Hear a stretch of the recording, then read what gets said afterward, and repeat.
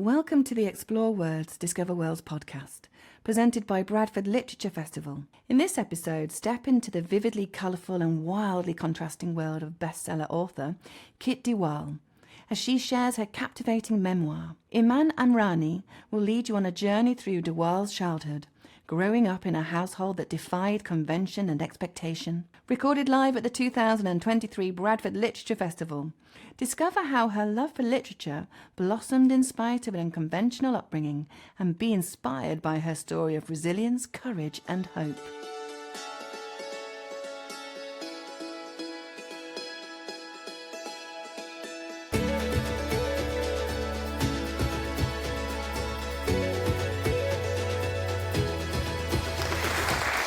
Thank you for all coming out in this heat. I know it's really, really warm, so we'll just keep nice and still and try not to use all of the oxygen in the room. I'm Iman Amrani. I'm a journalist. I've worked for The Guardian, Al Jazeera English and Channel 4. And I am joined by Kit de Waal, whose debut novel, My Name is Leon, was an international bestseller that was adapted for television for the BBC in 2022. Her second novel, The Trick to Time, was longlisted for the Women's Fiction Prize. And she's got a number of other successful titles, which is not bad for somebody that published their first novel aged 55. We're here today to speak about her memoirs, Without Warning and Only Sometimes, which describes her childhood growing up in Birmingham in a mixed household with a father from the Caribbean and an Irish mother.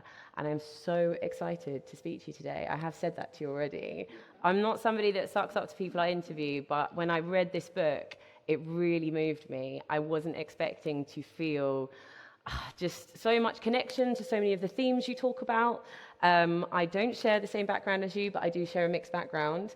And I just think so much of it is going to be relevant to so many young people that haven't seen their stories represented. So thank you very much for writing it. It's great to be here. I'd like to start by asking, after publishing the novels that you published, what made you decide that it was the time to go into your own life and just start publishing what's happened with you and your background? So I never intended to write my memoir. I was writing another novel at the time, and I was with Penguin. A different publisher came along and said, would you write your memoir? I said, no, I'm really boring. She said, please write your memoir. I said, no, I'm really boring.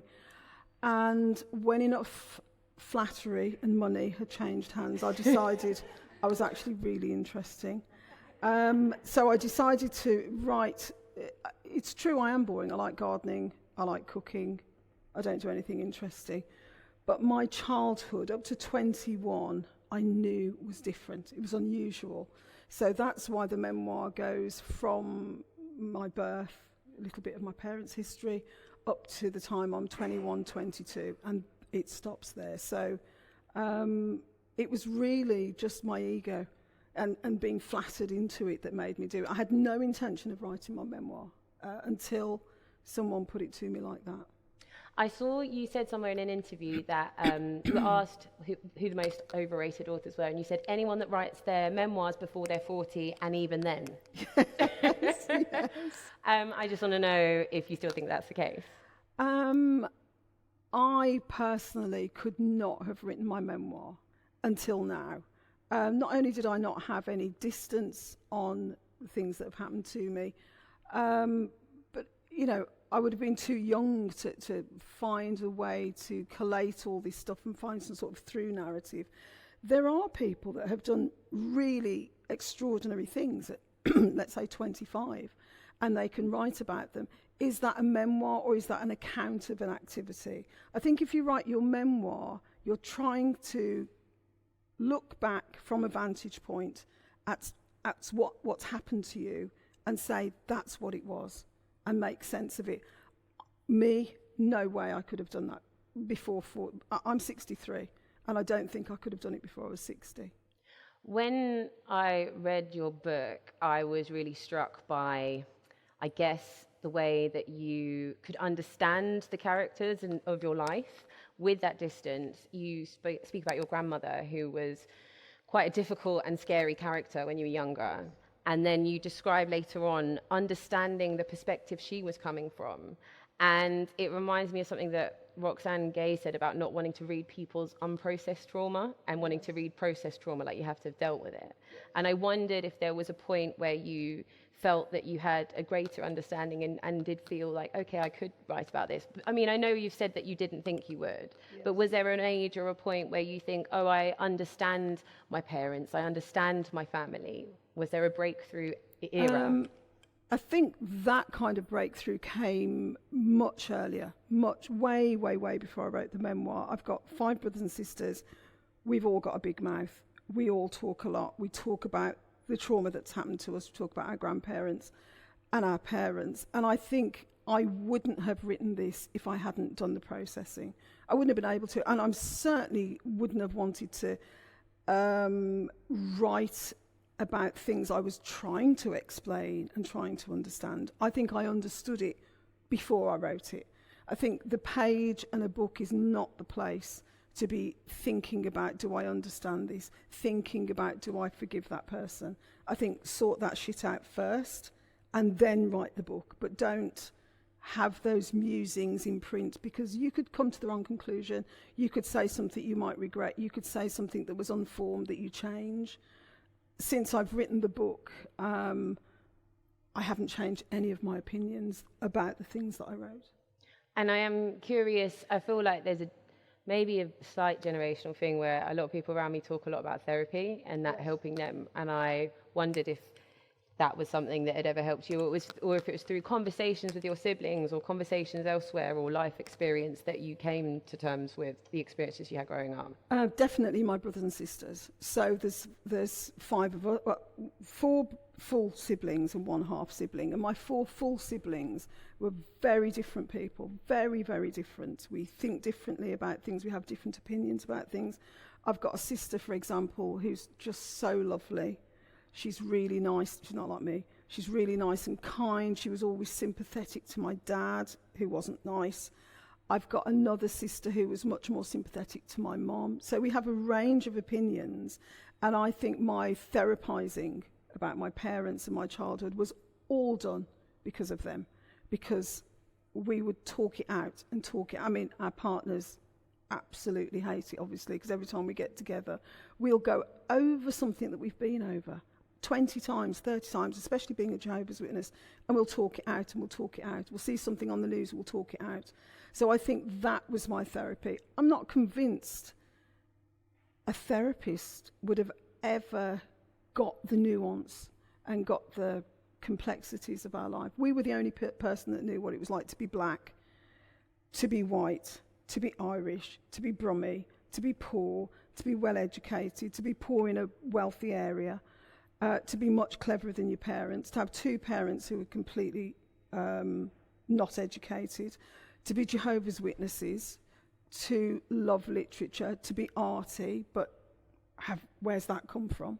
You know, there was no one that was going to have that set of experiences except one another. And it's a unique experience that you've had, but as I say, it's something that does, I think, translate and resonate with a lot of other people. You've got a mother who is struggling with the relationship that she's had with her mother, and she's then trying to have a relationship with her kids and make up for the things she didn't have. You've got a father who's come from a country with a certain vision of what it is that he's going to do and what it is he expects to see when he gets there. I also think the fact that he goes back after 20 years to St. Kitts and it's not what he expects is something that a lot of people will have seen in their lives. I realised when I was reading it, though, that I haven't read that many stories about a mixed race experience, and specifically you had the Irish side and you have got the St. Kitts side, and both sides have their complexities and their issues. Yes. Is there one side in particular that you feel like you have more proximity to at the moment? Probably Irish, because my father had 1 brother, but my mother had 9 brothers and sisters, so we were brought up really as Irish children. Slight Irish accent for a lot of our childhood. Understand the Irish culture much better, so I think I'm close. I've got an Irish passport, I'm an Irish citizen, go back to Ireland all the time. Having said that, my father had a much more powerful presence. So, for example, I had 2 grandmothers. I had Nana, who you just called Nana, and we had Black Nana. We called her Black Nana to each other. And I would say the same information to both grandparents with different language, different diction, different music to my words, with a different attitude. With black Nana, you'd never looked her in the eye. White Nana, why aren't you looking me in the eye when you're speaking? And you, as a mixed race person, you learn this code switching. You will know this, you're mixed race yourself. You know, for that community, I say that in that way. This community, I say that in that way. You don't mention that, you do mention that. And it's wonderful. You know, there's just no bad side to it. This is, to me, how the world should be. This mixed up jumble of different experiences all melded together. So although I do feel very Irish, I thought that was a bird, sorry. Although I do feel very Irish, the West Indian side of me was extremely powerful and very prevalent through being brought up by Black Nana and just the powerful personality of my dad, who dominated our house. And I feel that now when we talk about race, there are certain kind of lines that we go down and certain conversations that people are now comfortable having because they've heard them before, and they can repeat points that they feel most comfortable with. And there is a big conversation about colorism, which I think is very important, definitely. But I was really struck in your book by the fact that you could explain all of the difficulties and struggles that you had, the financial issues and the poverty and the hunger that you talked about. And I felt like it was really important that you took that time in that space to just talk about the struggles that a mixed race person would have, because now I do feel like it isn't seen as something that is easy to talk about if you have lighter skin. Yes. And that's not to say that there isn't an issue with colorism at all, but I did find it interesting that you made me think about that. I had to go, oh yeah, I haven't seen somebody just go ahead and not caveat it as well. You didn't do that in the book. You didn't compare yourself to any other backgrounds. You were talking about your experience, and I wonder if that's something that you've thought about, or if that colorism debate is something that you think about at all. The colorism debate, I mean, if you're a light-skinned black person, you absolutely have to acknowledge your privilege. If you look at the people in the media that represent black people, very often they're light-skinned, straight hair, it's narrow nose, smaller lips, just the European model of what is beautiful as a black person. It's the Meghan Markle end of being black, not black-skinned, dark-skinned black women. And so you have to acknowledge that for me, I'm not saying it was completely easy, not at all, but definitely people that look like me, that look like you, have an easier path through being black than people that are very, very dark-skinned or look far more African than they do European. So when we were young, although there's a sort of variation between, there's 5 of us, so some of us do look lighter skinned. My sister Karen, she's got long straight hair down to here, and she's routinely told that she's Greek. Just routinely, people just assume she looks Greek. So when we were growing up, there were so few black people, so few mixed race people, so few. In Birmingham, you would know the mixed race people, because I was born in 1960, so 1965, 1966, very few mixed race people. But we still knew that we had it easier than the black-skinned West Indians in our community, not that there were that many. So being half Irish, of course, in the Irish community, we were black, and that was not good. We were the only black children at the Irish Community Centre, and my Irish grandmother absolutely detested the fact that she had black grandchildren. She couldn't believe it. She came over from Wexford, not sure when, maybe 1934, something like that, and she left Ireland because of poverty to make a better life for herself with her children, 9 children. And what you don't do if you come over to England to have a better life for yourself is marry into the only other community that's lower on the social strata, which is what my mother did. Irish are there, black people are there. My grandmother was hoping for higher heights. So she was horrified that she had these black grandchildren. She used to say regularly to my mother, I'm not going to do the accent, but she used to say, they're neither one thing or the other. I feel so sorry for them. They don't know where they stand. They're neither fish nor fowl. Who's going to want them? Do you know what I mean? It was just a regular... She'd say it in front of us, because obviously we didn't really understand what she was saying, she thought. She came round. I mean, she did come round as she got older, and she realised we weren't going to eat her and put her in a pot and stir it. But it took her a while for her to acknowledge that. And there are definitely things across the two communities that they have in common. For example, the idea of respectability, like what you're talking about, to do with your grandmother and the saving face. And you describe the way she dresses and the way she dresses your grandfather and the fact that she's really trying to show that she's done well for herself. Yes. And your dad was the same. Yes. So actually there were, whilst it was like almost like oil and water, it seems like at times, there were lots of things that crossed over. Yes. Are there other things that you feel quite strongly did cross over? Because you see the differences quite harshly, but were there other things around respectability or... Both of my grandmothers wanted their children to marry their own kind, the black and the white. Both of my grandmothers didn't like having mixed-race children. My black nana absolutely did not want to have any grandchildren with white blood. They both thought the food in England was shit. They both wanted a sort of sense of being English while retaining their own culture. They were both very, very funny.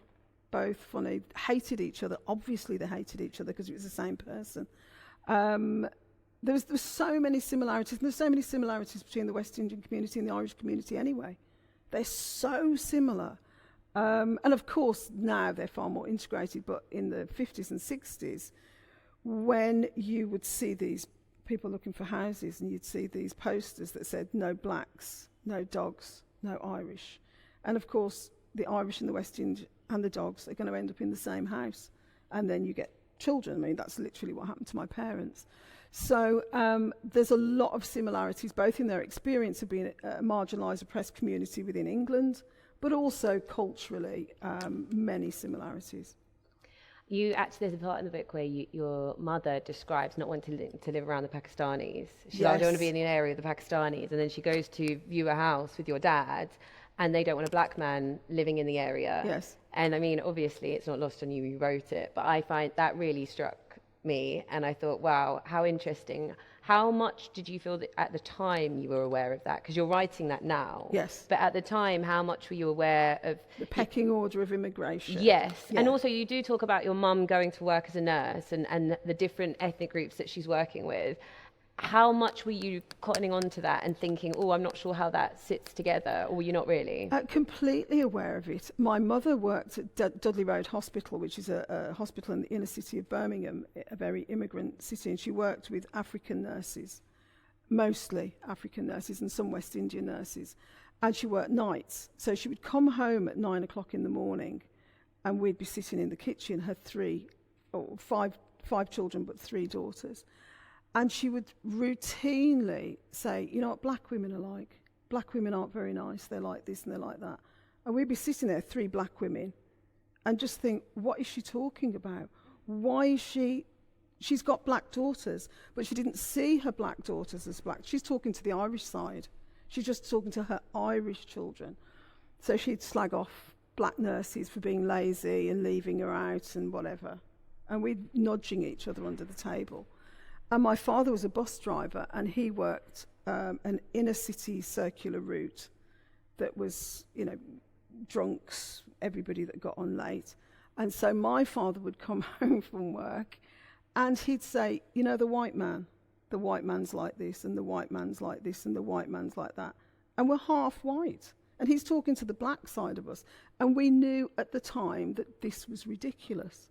At the time, we would nudge it. We didn't dare say anything to either of them, but you'd nudge each other and go, what are they thinking? Why are they doing that? Why are they talking like that? But they were both stuck within the silo of their own experience, wanting us to go, oh, I know, black people aren't black women terrible, Mom? And we didn't say anything to her. And my father used to give us regularly the white man speech. White people, don't trust the white man, blah, blah, blah. And we just go, yeah, You also talk about money a lot Yes. in the book. Yes. There's a lot of talk about money, and Yes. that's the one thing no one ever seems to want to talk about. How do the people in your family feel about some of the things like the money thing, which any family wouldn't want people seeing into the family purse and how that works and the dynamics? Yes. How do people respond to that in the family when they see that you're talking about those sorts of things? Well, when I was commissioned to write the book, I got the permission of my brothers and sisters. And I said to them, I've been asked to write the memoir. I'm not going to write it unless you're okay with it. They all said yes. When I wrote the memoir, the day that I finished it, I sent it to the 5 of them. And I said, here it is.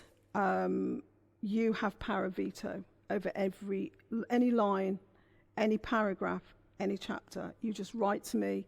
You give me the details of the page number and say, I want it taken out. I'm not going to negotiate with you. I am not going to try and persuade you that it should go in or it needs to go in or I want it to go in. It immediately comes out. And so I sent it on the Friday to all of them and then immediately regretted my generosity because I thought I've got 70,000 words and if each of them vetoed 10,000 words, I'm in the shit. So all weekend, I'm getting phone calls from my brothers and sisters, and they're mostly weeping with laughter or saying, how could you remember that?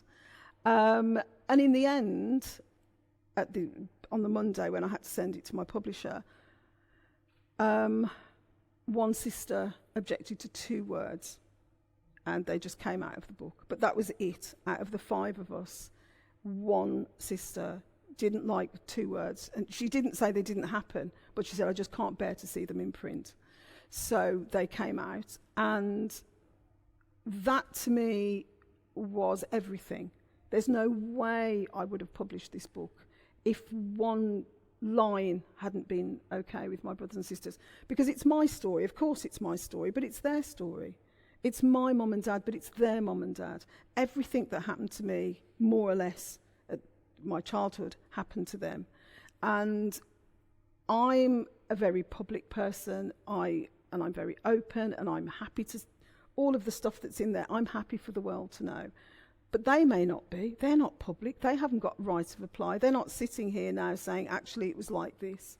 So I had to make sure that when I was doing public events and being interviewed, that I was going to fairly represent my parents and be fair to them, and everything that I said, they would feel, yes, that's what happened. So all the stuff about money, poverty, what we ate, what we experienced, has their blessing. And they cringed. Of course they did, because it was like, oh my God, you're really going to say that? But at the end of the day, it had to be true. It had to be honest. It had to be. What's the point in writing a memoir if you're going to slice all the hard bits out? There's no point. And did you ever really manage to have these conversations before with your parents? Because a lot of the things you talk about, like say, for example, nudging your siblings and being like, do they realise that we're half whatever it was, depending who's speaking? Did you ever manage to get to a point where you... I would never have written this book if they'd been alive. Never, never, never. Not that it's not true, but they would be hurt. They're both dead, and they would be very hurt to think that that was our experience. If my mother was alive now, and I said, do you know what, Mum, we were really hungry, and it was really horrible when you talked about black people, she'd be shocked. She would think, probably she'd deny some of it. Some of it she'd be shocked. She'd probably put her own spin on it. My father, who was so proud, he wouldn't want anyone to know what we didn't eat and what we didn't wear and that we were freezing cold. He'd be gutted. So only when they were dead did I feel I could talk about these things. I dedicate the book to them because they were my parents. In their world, in their head, they were doing the right thing. They were doing what they could do with the skills, the limitations that they had. When you look back on the choices that they made, you are very understanding and very empathetic, and you trace the story of your mother and your father and take all of the clues from the circles around them, the friends and everything people have said. Are there things that you do wish they had done differently, even with all of that understanding? Are there key things that you take away? Maybe, you know, some people, they look at their parents, you go, I'd never do this, or this is something I fundamentally feel really strongly about. You shouldn't have kids at this point, or whatever. Is there anything that you take away like that from your experience? Most of what they did, I think, was wrong. You know, they were just not good parents. They were not good parents. They, you know, they weren't good parents. There's no easy way to say it. They made lots and lots of mistakes they could have avoided. Do I love them? Yes, in my way. They loved us, undoubtedly. But they were just fighting each other. My mother was trying desperately to get to heaven. My father was trying desperately to get to his heaven in the West Indies. They were locked in a marital battle that had us as the collateral damage. And I don't think they stopped to think about us as individuals, us and our effects on them. So my blueprint for parenting is whatever my parents would do, I will do the opposite. I mean, truly, and all of us feel the same. You know, like the worst thing my children could say to me is, you're like grandma. Oh my God, I would die. I would die. So it's great in a way, because I've got a model there. That's what you don't do. One of the things I really liked about the way that you wrote the book, and this is also, I think, potentially another generational thing. Your mother, for example, when you talk about her outbursts, and there's almost, I'm going to say the word, like a manic side to some of the things she does. Yes. I don't know if you use that word, but you don't slip into using that type of language. No. You really just show what's going on and show the kind of emotions building up and her behavior. And I guess I find it interesting the way that you've done that, because I think that maybe younger writers come at it with a different angle. They want to use the language, use the lingo, maybe put a label on it. Yes. And you didn't label it. And I really like that. And I just want to know if that was something that you considered, if it was something that came up or not. Would you have said... I guess it comes down to the fact that your father is continuously telling you that your mother's crazy. Yes. As well. Yeah. What I wanted to do is present these episodes of my mother as I experienced them. I didn't think, I wonder if my mother's a manic depression. I didn't think about what she was going through. I was just like, knew that one summer, for no reason whatsoever, she bought my brother some lederhosen, and she dressed him in lederhosen for the whole summer. And he was like a stick insect. He was so thin. And the lederhosen were heavier than he was. But she insisted he had to wear the lederhosen for the whole summer.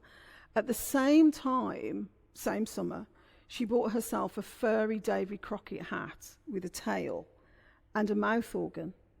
And she sat on the back step and she played all summer long. She was trying to learn Beautiful Dreamer. That was we knew that was weird, don't get me wrong. No, I never thought, that's normal. I knew that was weird, but I couldn't have articulated that this is probably bipolar behaviour. I just thought, she's a bit mad today, or this summer, she's a bit mad. Every so often, she would, we had milk bottles delivered, and we had 3 bottles of milk delivered, and she'd put 2 out for the milkman, the way you used to back in the day, and then the other one she would wash, and she would put in a plastic big laundry basket, and the laundry basket would fill with the milk bottles. And every so often, without warning, I mean, literally, you didn't know when it was going to happen. You didn't see a build-up of the behaviour, although clearly that was going on. She'd drag this basket out to the backyard that was made of concrete, and she'd pick up each bottle and she would throw it against the wall, and it would smash into pieces, and we would just stand and watch. You never said anything to her, you never interrupted her, you were never frightened that it was going to come at you, but you knew this was like very weird and aggressive and frightening. And she had loads of ways of letting out her madness, and I would call it madness. We thought, here she goes, she's going to go. And then she'd sweep up the milk bottles and she'd put them away. She'd throw that in the bin, and you'd watch the basket fill up again until things would get on top of her and she'd do it again. So I didn't want to sort of say, I now know my mother was bipolar, or I now know my mother was depressed. How I experienced was the milk bottles, and it was getting near the top and it was going to go.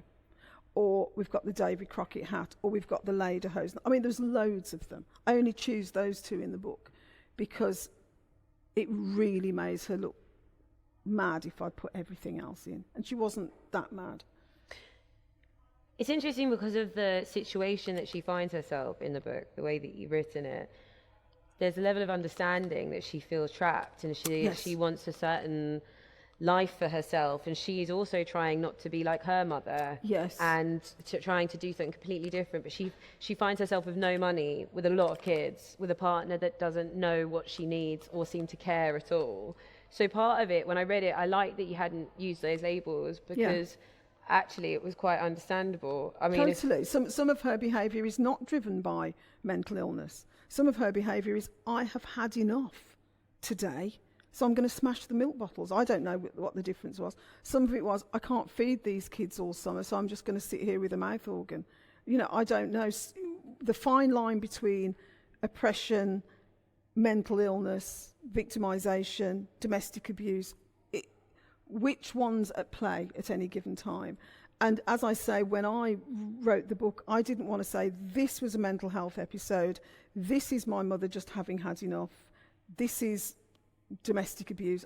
This is how I experienced it, her behaviour in all these different facets. That's how I was at 10, 11, 12, 14. I didn't have that vocabulary, and I didn't want to have that vocabulary. She was my mom being mad. What about your father, when you think about him? Do you think that he had any elements like that going on? It doesn't seem to come through, no. But I would want to open it up as well, just to... I wouldn't say he had any kind of mental health. What he had was very deep-seated, unresolved, low self-esteem and father issues. So when he left the West Indies, his intention was to come for 5 years, leave West Indies, come to England for 5 years, make some money, go home, and go home conquering hero with some nice suits and some money, and start again. And of course he meets an Irish Catholic woman that doesn't believe in birth control, so that plan goes out the window, and he finds himself in England with 5 children that he's got to support. And all the time he's thinking, I want to go home as this conquering hero, I want to go home, I want to make some money, I want to go home. And so that overshadowed any relationship he was ever going to have with his children. It was such a waste of an opportunity, but he just wanted to be somewhere else, and we knew it, and he didn't try and hide it. So that they were his issues of not being present in his own life. Your siblings, you said they're all totally cool now with the book being out and everything. Do they have very different perspectives of that? You have a younger sister who, at one point in the book, it was Karen, she speaks completely differently with your father. Yes. It sounds like everyone was absolutely terrified of him at one point. Yes. And then it changed. And I think that's something, again, that people can relate to, their parents getting older and moving to a different phase of life where they don't possess all of those powers that they once had. Yes. Was she surprised when she read it from your perspective? No, because as I say, we've talked it out to death, probably. But she had a very different experience. By the time, I left home at 16, and I'm 9 years, I think, can't work out the maths. But anyway, she was very young when I left home. So she, and my sister had already left home. My sister left home about 3 months after me. My brother left home. So she was on her own with my dad and mom for quite a while. And by the time we had all left home, he'd mellowed. He wasn't this savage tyrant that we'd experienced, and she was okay with him. And I've got another sister who who really understood my dad much better than I did. I didn't particularly like my dad, but she understood him. So we all had a different experience with him, a different relationship. And of course I've got a brother who really wanted a dad. He really needed a father, and my dad was not there. So he has his own view on that he wanted someone to take him to play football in the park. So he's got, again, a different experience just from being a boy. You describe going to school and struggling a bit to do things that you don't understand why you have to do them. Do you know what I mean? Maths. Yeah. And I thought it was really interesting just reading you talking about that experience and about finding it difficult. And I also think that it's the reading and studying, you were really told that there was nothing you could do and that you had to go and be a secretary and go, and that was the best future you could Absolutely. expect. I mean, look at you now. Yes. Fuck me. Like, like it's amazing to see what you've managed to do compared to what the expectations were for you. Yes. And that was going to be the best case scenario. And I'm aware that you talk a lot about getting working class voices into writing and how important it is to get those voices out there. What do you think can be done and what needs to be done in order to make that easier and something that can actually happen? How early does the intervention need to be and what does that intervention need to look like? As far as getting working class kids interested in writing and getting their voices out there, it starts with an appreciation of their background and their heritage. So I think as long as we all revere the canon that doesn't reflect working class lives, we will, and they're taught the canon that doesn't reflect working class lives, children won't feel that they have a stake in literature. We need to have more books that reflect, that the children learn at school, that reflect their experience. So they can say, I could write that, or I could do that. And so, whenever people talk about working class literature, the book that's pointed at me so often is Kes. That is so old. It's so old. Where's the next Kes? Where's the Kes after that? Where's the Kes the next year? You shouldn't have one book about working class lives when 55% of the UK identify as working class. You should have more than one book that people can point to and say, there's a working class life. And also, Kes was a type of working class life. It was very deprived indeed, whereas some working class lives, people have holidays, they have, 2 cars, they might own their own house, they're still working class. So the range of working class experiences needs to be available for kids to read, to say, that's me. And if they see themselves as a writer, they see other working class, they hear Brummie voices, then they will think, okay, that's me, I can do that.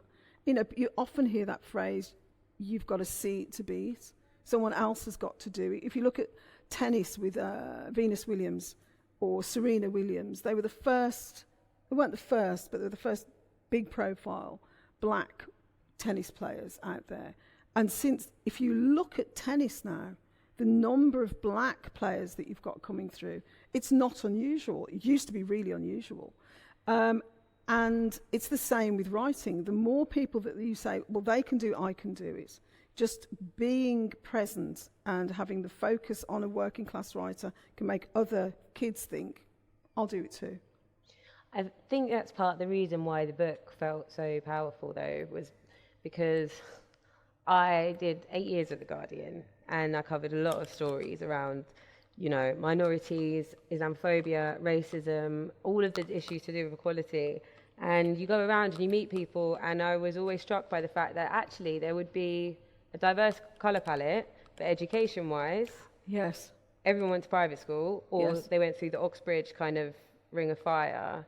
And that is something that I, just in my experience of being in these spaces, notice a lot. yes. And that's why when I read the book and the things you say, I'm like, that could potentially be, I feel like I'm code switching halfway through the interview, but I think that could be one of the most important points that comes through.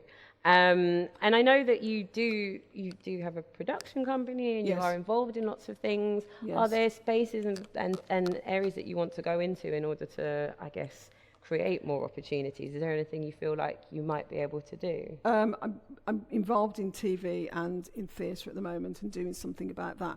But I think for me, class is the great leveller. When, race, of course, there's lots of issues about race, but class is, for example, who was that guy that was with Liz Truss? What was his name? What was the black? Right, okay. So I have nothing in common with that guy. He's the same colour as me. my ancestors are African, his ancestors are African. So on the surface, we should have a lot in common. People think we've got a lot in common. They'd say, oh, you black people, and it include him and me in the same sentence. Whereas a white girl in Doncaster, in a tower block with one baby, I've got something in common with her, a different colour to her, different heritage to her, but that's the person I've got something in common with, someone that's completely different. And so when I talk about class in the theatre, on screen, in literature, that's why it's so important, because it's the leveller. Lack of money, lack of opportunity, lack of life chances, being held back because of your address, being held back because you haven't got the right accent, you don't look right, you don't sound right, you don't know what to wear for the occasion. All of those things really, really matter, and they make a difference. We live in a very, very classist society in the UK. And I think until we can get rid of some of those barriers, we won't see greater representation in the theatre or on screen or in anything, in politics. Doesn't matter what it is. We need to get more people from working class backgrounds who really understand what it is to be poor, who really understand what it is to go to a bad school and how a bad school could be made different, for example. We have so many people that are middle class or upper middle class or aristocratic telling us what it is to be hungry. They don't actually know.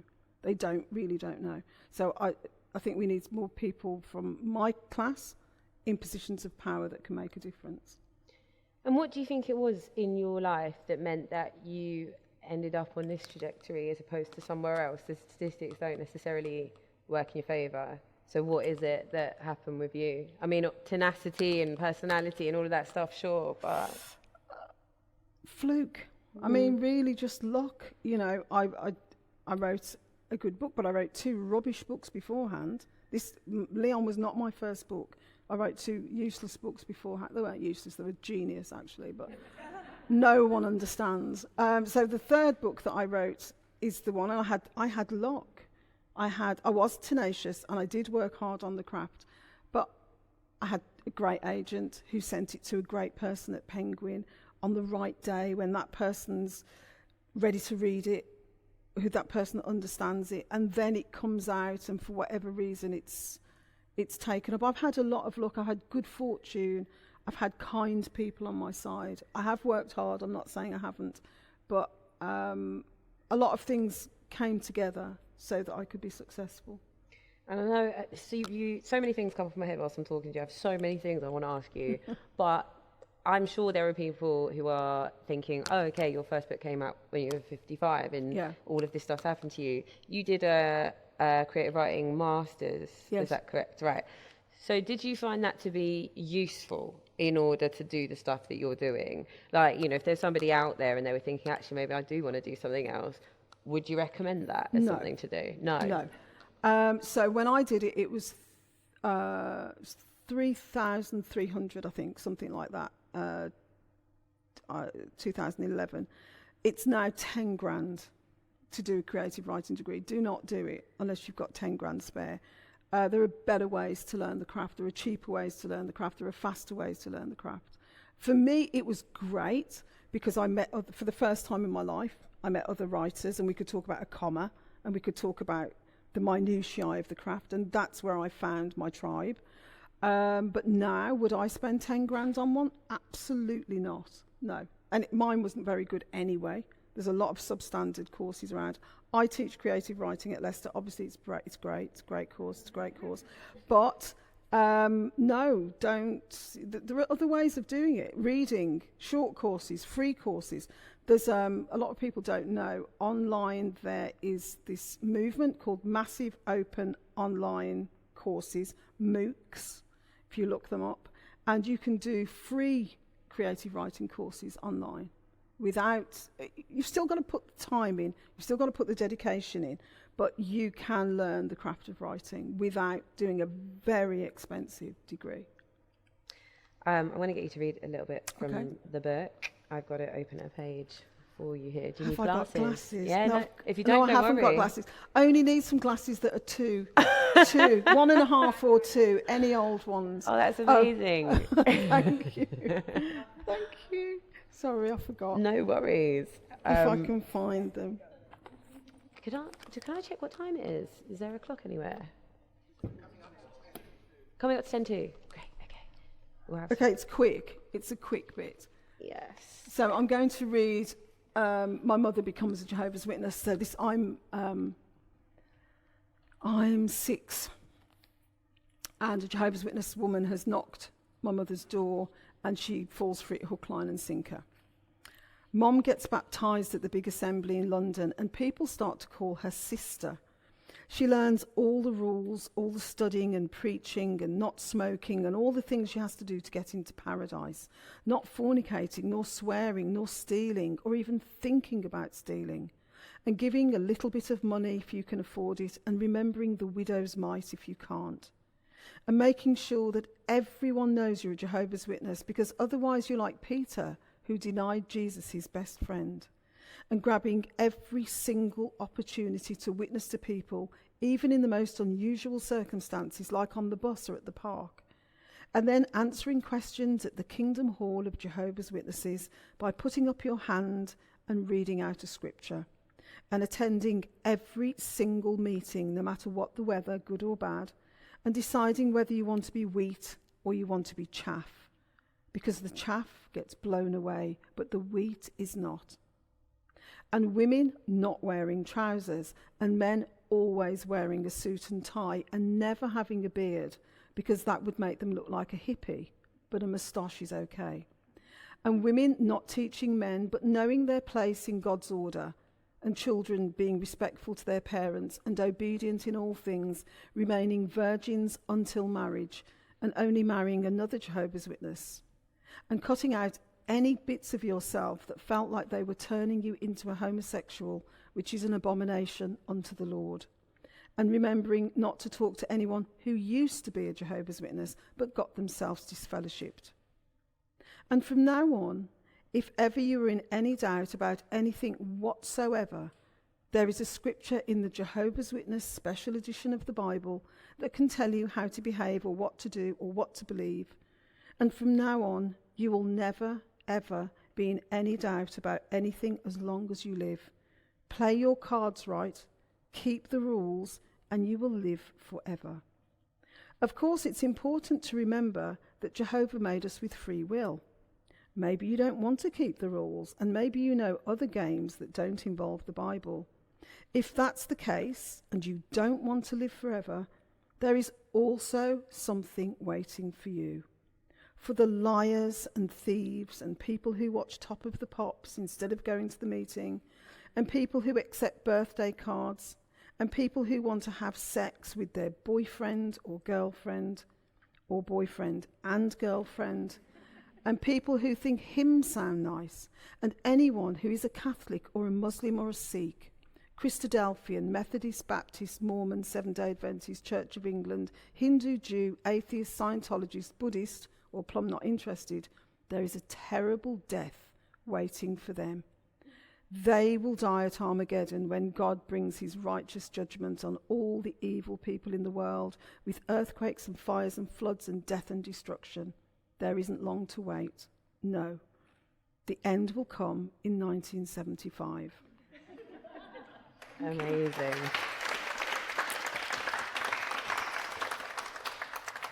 I did want to ask you, I mean, people don't like talking about money, but they don't like talking about religion either. Yes. So with that upbringing, obviously, being a Jehovah's Witness is quite a specific thing. Yes. How do you feel about religion now? I'm pretty anti. I would, when my children were at school and they'd say anything about Christmas, I'd be like, it's a joke. I mean, they didn't believe in Christmas ever. I'm talking 3. I wouldn't have them believe in Christmas, which is ridiculous.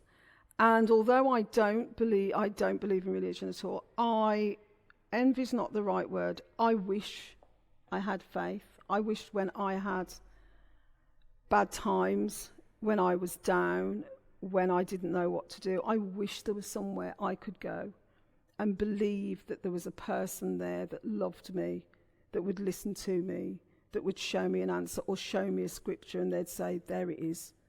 there's the answer to your problems. I hope that doesn't sound patronising. I don't mean it to be. But people who have a faith and who have a structure to their lives, they know what to do when there's a funeral. They know what to do when there's a birth. They know what to do when there's a christening. They know where to go on days they feel are special or holy. I don't have any of that. I've had to make it up as I've gone along. And that's not without its difficulties. You know, like I say, my children had they don't believe in God. They don't believe in Jesus. They don't believe in any God. And so the buck stops with me. I can't say, God doesn't want you to do that. They'd be like, well, you just don't want me to do that. So I would love the comfort of a religion. I genuinely would. But I feel I don't believe in God at all.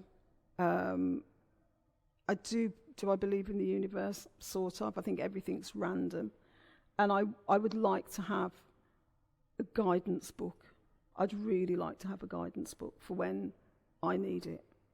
When you say you have to make it up, like what? So you just choose like certain values that you then apply? Humanist values, really. I mean, I teach my children that they are as good as anyone, but not better than anyone. I've had to make up this sort of my own religion. I've spoilt them, obviously, because Jehovah's Witnesses don't have birthdays, Christmas, Valentine's Day, anything. It's a joy-free zone. And we were brought up, I really miss not having birthdays. I'm slightly ridiculous about birthdays. So when my children were growing up, they had birthdays and they had half birthdays halfway through the year because it was a long time to wait. So it's your half birthday day. So it's a mini cake and a mini celebration. And Christmas is ridiculous, and I buy my children presents all the time. I'm trying to make up for what I didn't have. The half birthday is my half birthday, really. It's not theirs. So I'm probably making a completely different set of problems to the ones I had. But it's what we do. We try not to repeat our parents' mistakes, and thereby we're making different mistakes. What do you do for your birthdays? For your birthdays? I'm for ridiculous. Yourself? I'm ridiculous about it. How ridiculous? Everyone has to remember. Everyone has to remember. Do you just cut people out of your life if they forget? Oh, or? Yeah. Okay. So everyone has to remember. Everyone has to send me a card or a text. Text will do. I'm reluctant about that. I really want the paper. I always celebrate it. And in lockdown, I had my 60th. And for my 60th, I'd planned 6 things, one for every decade, obviously. And one was going to be go away and blah, blah, blah. Obviously, nothing happened because of the pandemic. So I ended up in a drive-in movie, which was shit, with a bottle of champagne, swigging it by the neck, with my son sitting next to me. That was it. It was so bad. And I haven't made up for it yet. So really, I haven't had my 60th birthday, so I intend to have it. Whenever Still, yes. Yeah, 65, yeah. That's fine. 65 will do, yes. That's totally fine. It's interesting you say that because my name means faith. And when I read your book, it made me feel, I was like, there's a sign there. So like, I was like, they've asked me to interview her. And I said to you before, I've only been reading memoirs by women this year.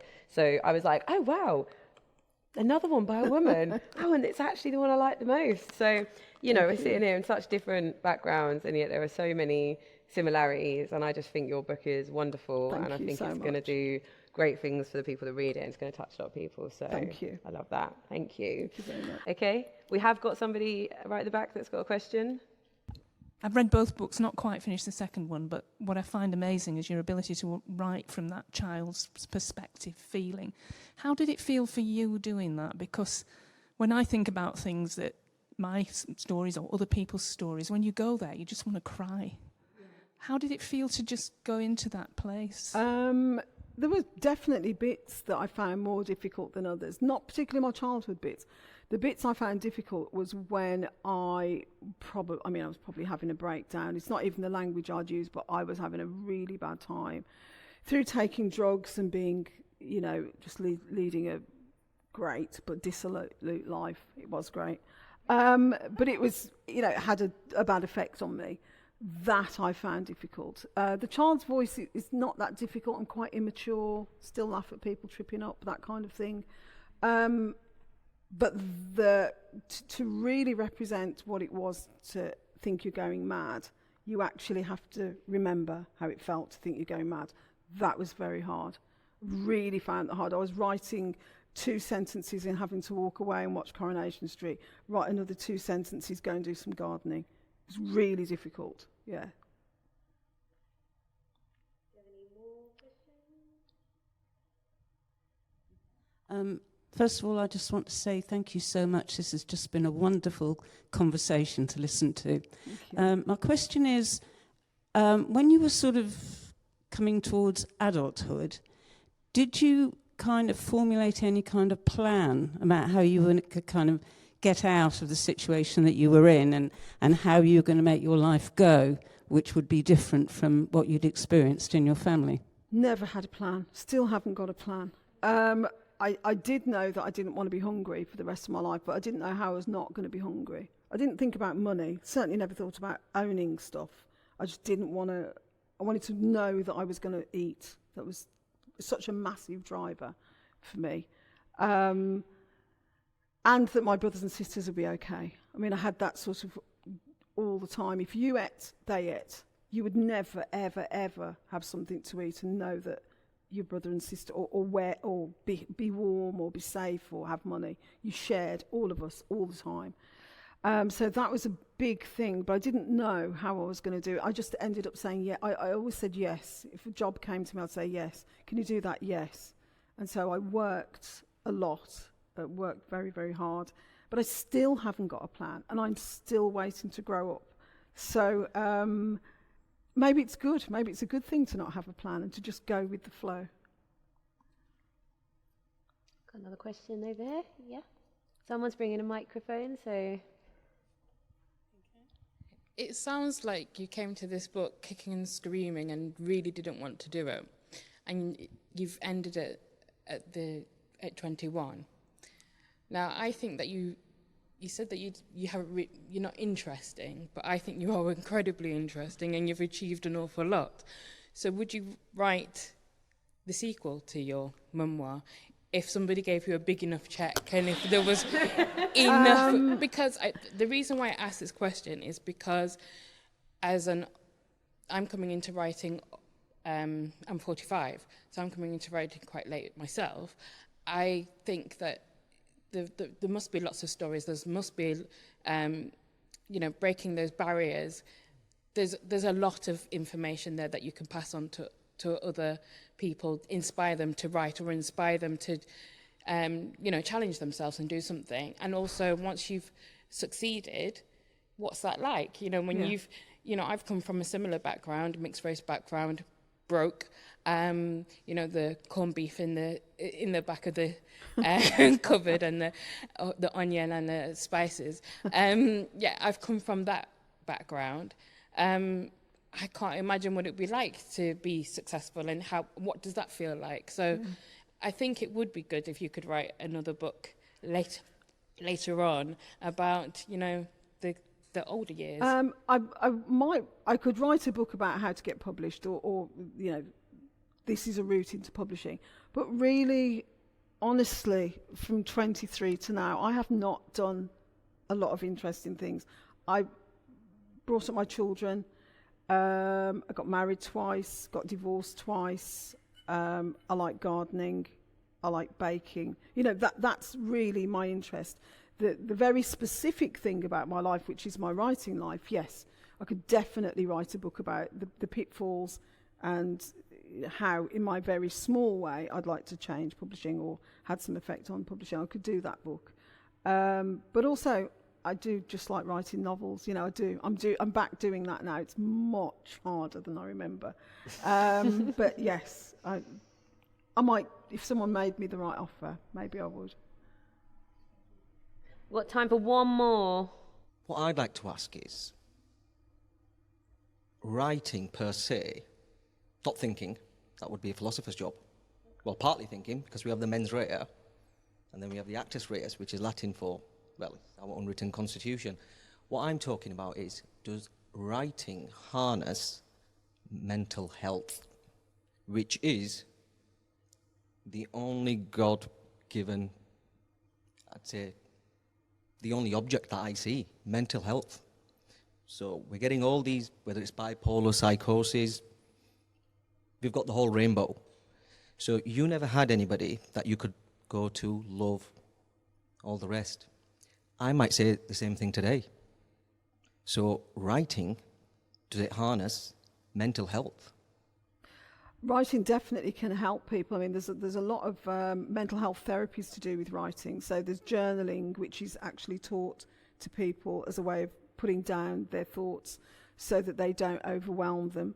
There's also an MA you can do now, which is called, I think it's called Writing for Wellbeing, but it's an actual course where you can go and learn how to be someone who will. This is not writing for publication. This is just you writing down your feelings and never to be seen by anyone else. There's a definite relationship between committing things to paper as a way of explaining something to yourself and mental health. And probably there should be more of it done, I think. Great. Well, thank you so much, you. Kit. I've really enjoyed the conversation. Thank you for making it. It feels a bit cooler now. I think it's getting better. So thank you and enjoy the rest of your night. And I'm sure that you're going to be around signing books at the back. Thanks very much. Thank you. Thank you, darling.